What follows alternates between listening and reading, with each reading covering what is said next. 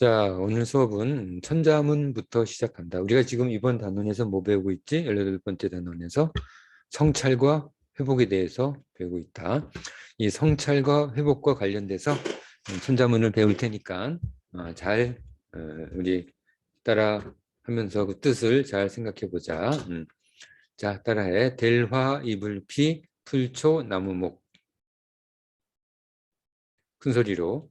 델화 이불피 풀초 나무목.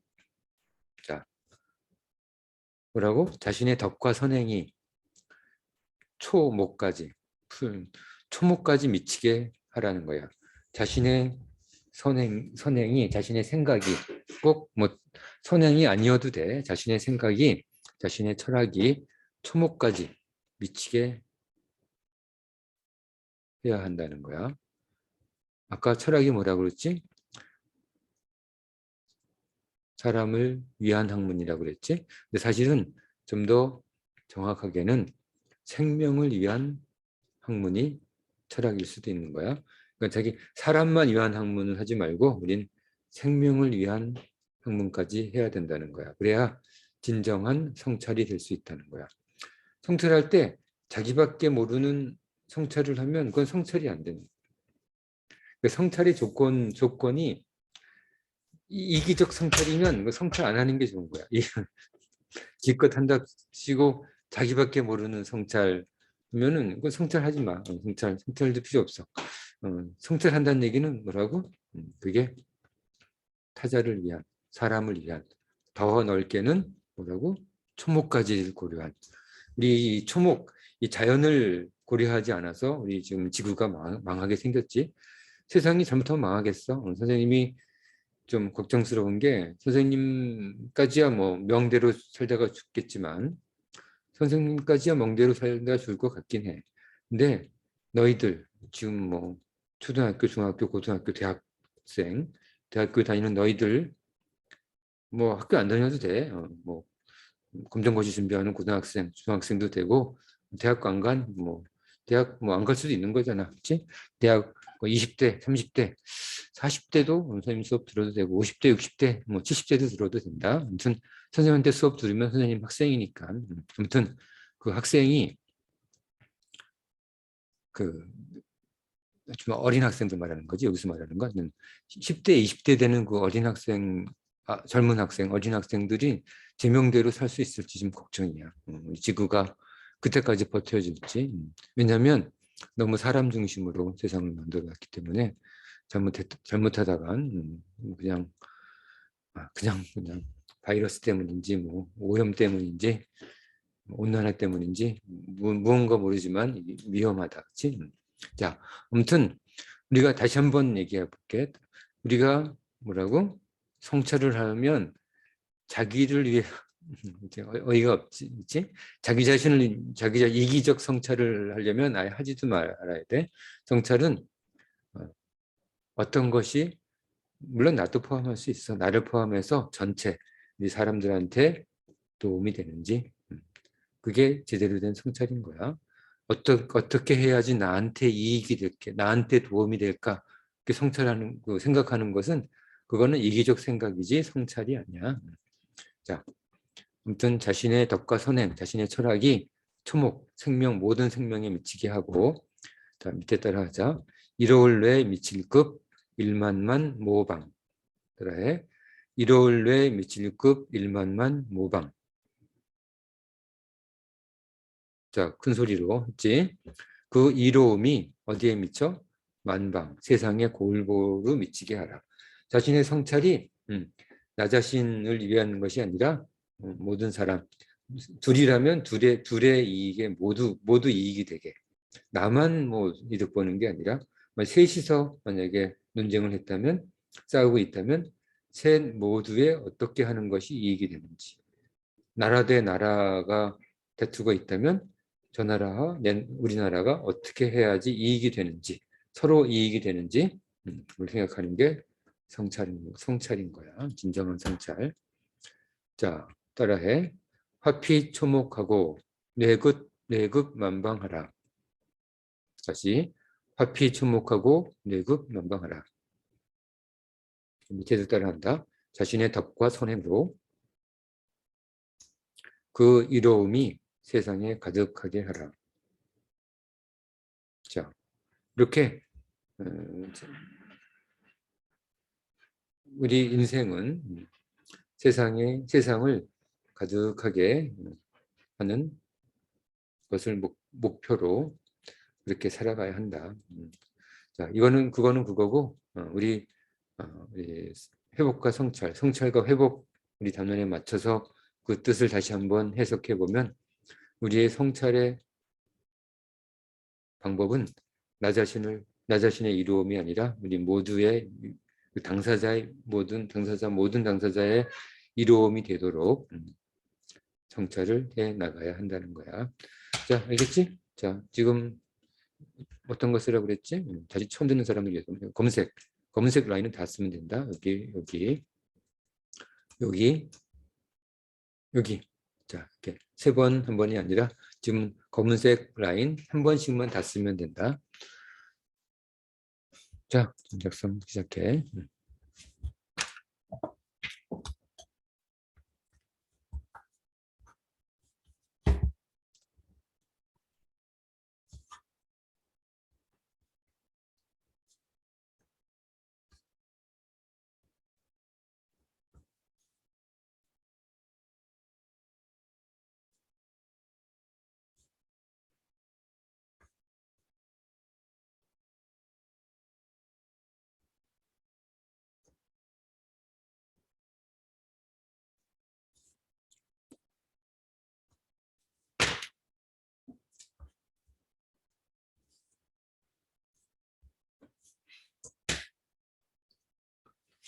자, 다음으로 넘어가자. 다음 못한 사람은 다 하고 넘어온다. 명심보감이다. 다음은. 자, 따라해.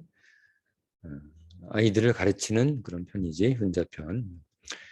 양자불교 부지과이고 훈더불엄 사지타라. 다시 한번. 양자불교 부지과이고 훈더불엄 사지타라. 자, 양자는 아이를 키우는 데 있어서 아이를 키우는데 가르치지 않으면 불교하면 그 아비가 부모되지. 부모가 부모의 잘못인 거야. 아이를 가르치는 데 있어서 가르치지 않으면 아이를 양육하는 데 있어서 가르치지 않으면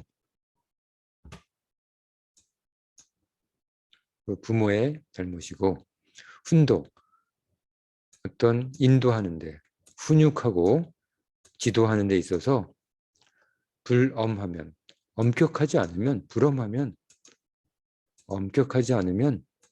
누가 스승이 게으를 타자야.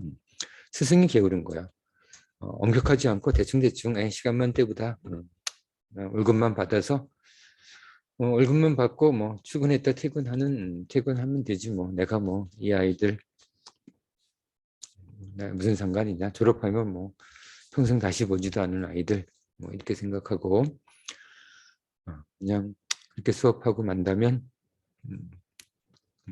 그 스승이 게으른 거지. 자, 따라해봐. 자식을 가르치지 않는 것은 아버지의 잘못이며 따라해. 가르침을 행함에 엄하지 않으면 스승이 게으른 것이다. 원래 스승은 선생님은 좀 엄해야 돼. 무서워야 돼. 무서워야지 아이들이 좀 이렇게 긴장해야지 조금 더 머리에 잘 들어오고 이게 뭐 딱딱하고 뭐 옛날 사고방식 아니냐라고 생각할 수도 있지만 옛날 사고방식 선생님 철학을 가리키는데 뭐 옛날 사고방식을 고집하진 않잖아. 그렇지? 선생님이 그러지 말라고 계속 강의를 하는데 그렇지 그렇게 하지 말라고 강의하면 선생님이 그렇게 하진 않을 거 아니야? 그러니까 그런 의미가 아니라 엄격하고 이렇게 그 아이들이 다른 생각을 하지 못하도록 이렇게 인도해 주는 것은 어떻게 보면 그 교육 과정에서만큼은 꼭 선생님이 해야 하는 그런 의무 사항이야. 근데 어렵지? 현대 교육 시계에서는 이제 한국 교육도 어렵지? 학원에서 다 배우고 학교에서는 뭐 잠이나 자고 그런 아이들이 적지 않으니까. 그래서 엎드려서 잠만 자는데 제재하기 어렵고. 대학생들은 그래서 좀 낫겠지, 그렇지? 대학생들은 좀 나아. 왜냐하면 자기가 가겠다고 갔으니까 좀 하려고 하는 마음이 고등학생보단 더 조금은 낫겠지. 우리가 뭐 대학교부터는 뭐 학원도 없으니까. 자, 이렇게 보자. 스승은 자신과 제자에게 모두 엄함을 그 근본으로 한다. 따라해. 스승은 자신과 제자에게 모두 엄함을 그 근본으로 한다. 알겠지? 스승은 자기 자신한테도 엄해야 돼. 자기 자신은 뭐 대충 하고 아이들만, 학생들만 제대로 하려고 하면 안 되지. 자기 자신도 스스로 엄격하게 자기 자신을 깨워 다스려야 한다. 자, 여기 전체적으로 색깔 구분 없이 전체를 여기 처음부터 끝에까지 전체를 한 번만 쓰면 된다. 자, 작성 시작해.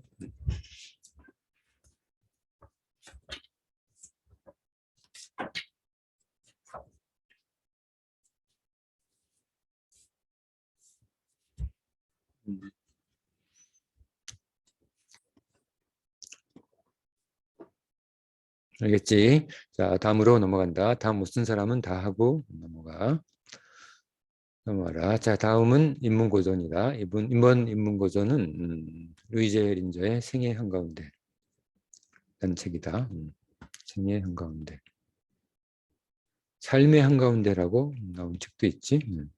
여기 밑에 있네. 밑에 삶의 한가운데 또는 생애 한가운데. 자, 생애 한가운데 또는 삶의 한가운데는 독일의 대표 여류 작가 루이제 린저가 1950년 발표한 장편소설. 몇 년 전이지? 70년 전이네. 선생님이 고전의 자격이 뭐라고 그랬지? 최소한 30년 이상 남아있는 책이라고 했지. 자, 책을 읽고 니나가 주인공이야. 슈타인이 같이 사랑하는 사람이지. 니나를 사랑하는 사람이지. 자, 독서 노트 생애 한가운데 니나의 매력 5가지를 발견해봐. 니나가 어떤 매력이 있는지 발견하고 그걸 쓸 때 소설 중 해당되는 내용 어떤 부분인지 해당되는 내용을 요약 기술하면서 한 가지 매력당 200자지. 그다음에 이 책에 흐르는 정신 400자로 해봐. 2가지 이상이다. 2가지 빠져 있는데 생애 한가운데 이르는 정신 2가지 이상을 기술하시오. 200자씩 하면 되겠지. 2가지로 한다면 만약에 3가지를 한다면 600자로 해. 그러니까 기간은 2주. 일주 동안 읽고 일주 동안 작성하면 되겠지. 자, 독서 노트 내용이다. 6가지 매력. 교훈 2가지 이상. 자, 이번 단원 정리해 보게 되면 나에 대하여 자신의 이야기를 자세히 기술을 해봤고, 2번째는 데카르트 성찰을 통해서 나는 생각한다, 고로 존재한다를 증명했어. 자, 이거 되게 어려운 사실 내용인데 너희들이 잘 했기를 바란다. 3번째는 성찰과 회복을 위한 방법 이제 토론했다. 그리고 천자문과 명심보안 공부했고 독서 노트로 생애 한가운데 읽고 있다. 생애 한가운데에서도 루이제 린저 작가가 니나의 주인공의 삶을 통해서 니나가 어떻게 성찰을 했고 어떻게 회복해 가는지 성찰과 회복 관점으로 그 교훈을 찾아보도록 해. 알겠지? 그냥 교훈을 찾지 말고 그 생애 한가운데 주인공 니나가 어떻게 성찰했고 어떻게 회복해 나갔는지 그 내용 관점으로 내용을 정리해보자. 알겠지? 그 매력을 찾는 것도 매력 5가지도 그 관점으로 찾으면 더 좋겠다. 자, 그러면 이 공부한 내용을 바탕으로 성찰과 회복에 대한 자신의 생각, 배웠던 내용 중에서 기억하고 싶은 내용, 어떤 것든지 괜찮아. 자신의 철학, 어떤 것도 괜찮으니까 100자, 2-3줄이지? 100자로 정리해봐. 2-3문장. 철학은 뭐라고 그랬지? 사람을 위한 학문이라고 그랬지? 성찰과 회복에 대한 자신의 철학을 써봐라 하게 되면 자신의 생각을 논리적, 합리적 로 명확하게 쓰면 철학인 거야. 대신 조건이 있지? 철학은 사람을 위한 학문이니까 사람의 어떤 도움이 되는지 어떤 교훈과 가치가 그 안에 포함되어 있어야 하겠지. 그래야 철학이라고 할 수 있는 거니까. 자, 자신의 철학을 쓸 수 있으면 자신의 철학도 한번 써봐. 자, 5분 안에 쓰도록 하자.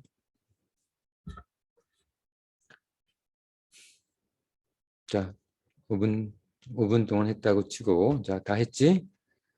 자, 다 한 사람은 오늘 이번 단원이 성찰과 회복, 데카르트 성찰을 읽으면서 이것저것 이런저런 성찰과 회복에 대해서 생각해봤다. 자신을 유지하기 위해서는 우리가 항상 뭐 올바른 일, 항상 선한 사람, 항상 올바른 사람이 될 수는 없잖아. 어떨 때는 막 화도 내기도 하고, 그렇지? 그런데 뭐가 달라야 돼? 어떤 나 자신의 항상성이 있다고 하면 뭔가 자신이 길에서 조금 벗어나면 이렇게 벗어났을 때 자신이 잘 성찰하고 빨리 회복해야 돼. 응? 이 자신이 벗어났을 때 성찰하지 않으면 계속 벗어나서 자신으로부터 완전히 이탈해. 뭔가 인력이 있을 때나 어떤 완충작용이 있고 그 중력이 작용하는 범위 내에서만 자신이 유지가 되는 거지 너무 확 벌어져 버리면 자신이 바뀌어 버리는 거야. 자신의 항상성이 다른 자신의 특성으로 바뀌어 버리는 거야. 물론 뭐 바뀌는 것도 나쁘진 않을 수 있어. 더 좋은 방향으로 바뀐다면. 하지만 그대로 일단 일반적인 항상성이라고 한다면 자신의 본성이라고 한다면 조금 벗어날 때 빨리 성찰하고 빨리 회복하는 그런 연습을 계속해야 한다. 이거는 안다고 되는 게 아니라 자꾸 연습해야 돼. 자꾸 연습하지 않으면 연습하고 생각하고 연습하지 않으면 선생님한테 배워봐야 소용이 없다. 자, 그래. 오늘 이번 단원 성찰과 회복 내용 잘 기억하도록 하고 오늘 수업은 여기까지 하자. 자, 그래. 오늘 수업은 여기까지.